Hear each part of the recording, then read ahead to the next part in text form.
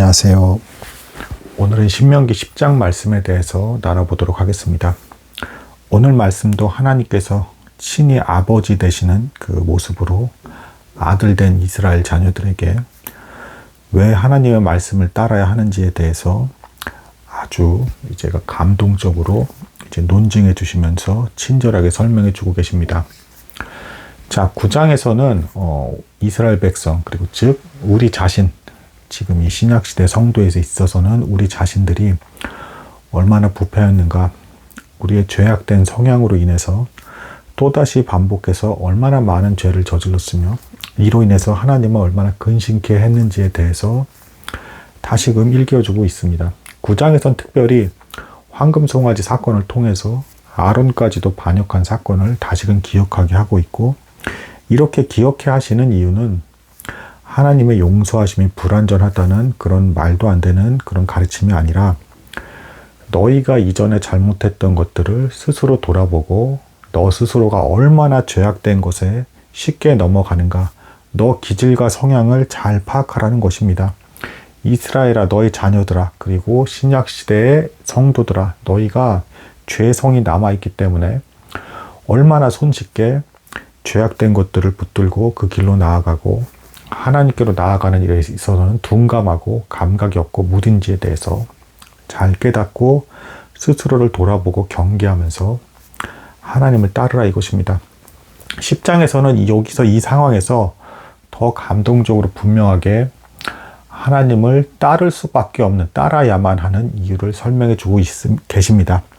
10장의 1절부터 시작되는 말씀은 이제 어떤 내용에서 이제 시작이 되냐면, 자, 황금송아지 사건, 이스라엘 백성들이 모세가 이제 40일간 하나님의 말씀을 받고 있을 때 그동안 부패해서 황금송아지를 만들고 우상숭배했던 그 사건에 대해서, 그 이후에 하나님께서 어떻게 하셨는지에 대해서를 일깨워 주심으로써 우리가 더욱더 하나님의 사랑이 어떠한지에 대해서 깨닫게 하고 있습니다.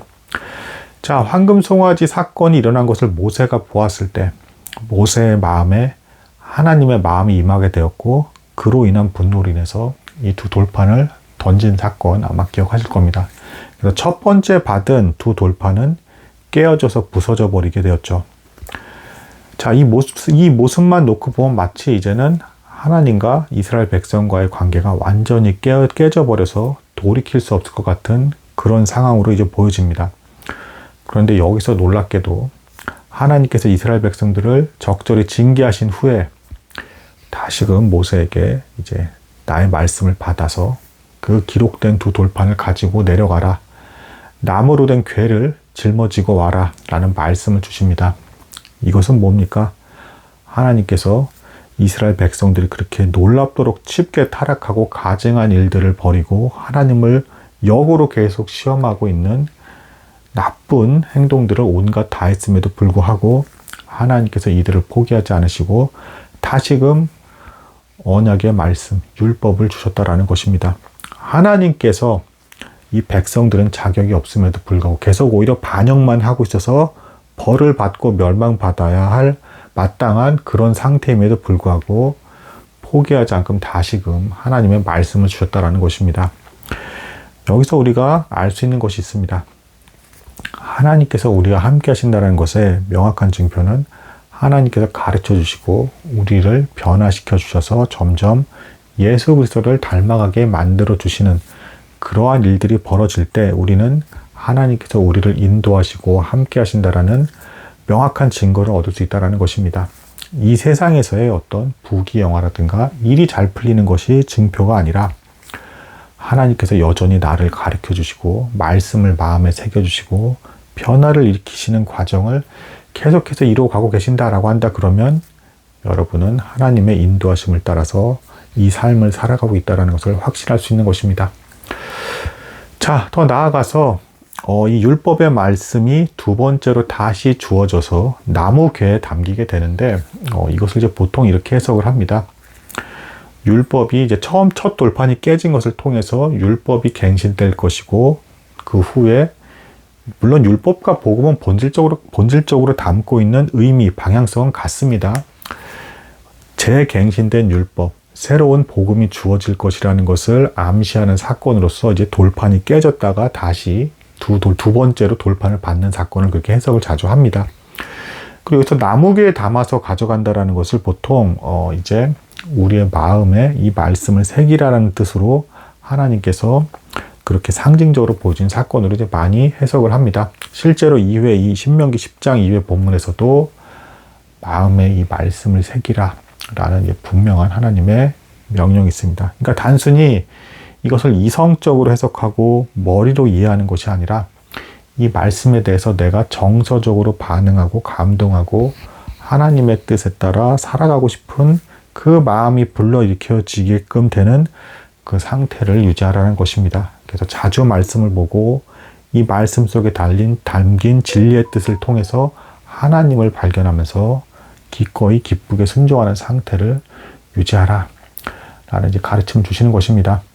인간은 계속 불순종했지만 다시금 두 번째 돌판을 주심으로써 끝까지 포기하지 않고 인도해 가시는 하나님의 이 놀라운 사랑을 너희가 보았으니 확인을 했으니 12절에서 드디어 너희는 어떻게 해야 되겠는가 라는 반문을 던지면서 하나님을 경외하고 사랑하고 그분의 뜻을 쫓아 살아가며 행복을 위해서 주어진 이 말씀의 뜻대로 순종해라 라는 놀라운 탁월한 빈틈없는 그런 논증 그리고 감정과 정서까지 다 포함돼서 아버지를 따를 수밖에 없는 그 이유를 하나님께서 모세의 입술을 통해서 놀랍게 전달해 주고 계십니다.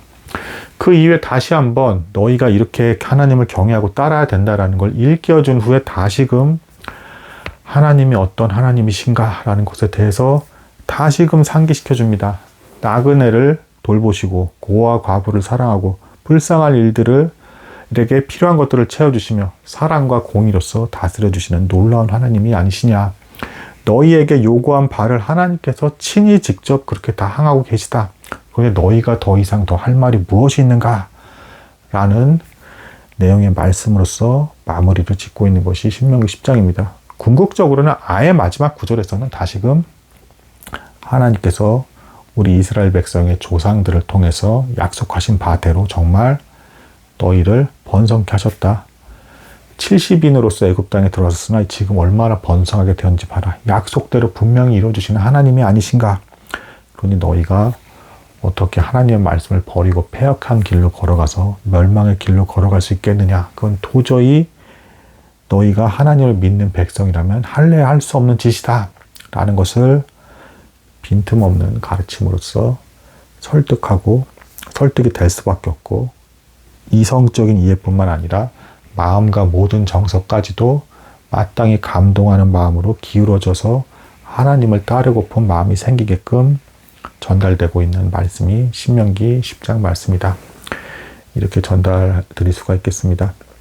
혹시 오늘 이 말씀을 다시금 읽어보시는 성도가 있다고 한다 그러면 그 마음에 하나님의 뜻대로 살아가고자 하는 충만한 마음이 가득하시기를 바랍니다. 인간은 계속해서 타락해서 황금 송아지와 같은 우상 숭배를 저지르고 하나님을 거역하고 원망했지만 하나님은 다시금 모세로 하여금 두 번째 돌판을 이제 전달해 주시고 나무개 안에 둠으로써 마음에 너희가 할례를 받고 마음속에 이 말씀을 새기라 라는 분명한 가르침으로써 내가 어떻게 너희를 버리지 않고 끝까지 사랑하고 가르치고 인도해 갔는지에 대해서 일깨워 주고 계십니다. 또한 너희에게 요구한 바를 내가 여전히 지키고 따르고 있다는 것을 반복해서 말씀해 주고 계십니다. 요한복음 13장에서도 분명히 주님께서 말씀하시죠. 내가 너희를 사랑한 것 같이 너희도 서로 사랑하라.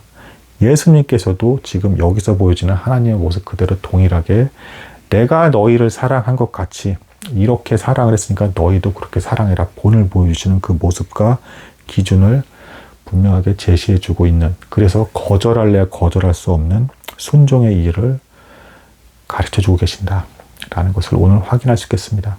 어제나 오늘이나 동일한 구약시대의 하나님이 신약시대 예수 그리스도의 그 가르침과 정확히 일치한 형태로 동일하게 너희는 마땅히 나의 말씀을 따르고 행복의 길, 생명의 길로 걸어가는 것이 당연한 것이다 라는 가르침을 주고 계시다라는 것으로 오늘 이 말씀을 이제 마무리 짓도록 하겠습니다.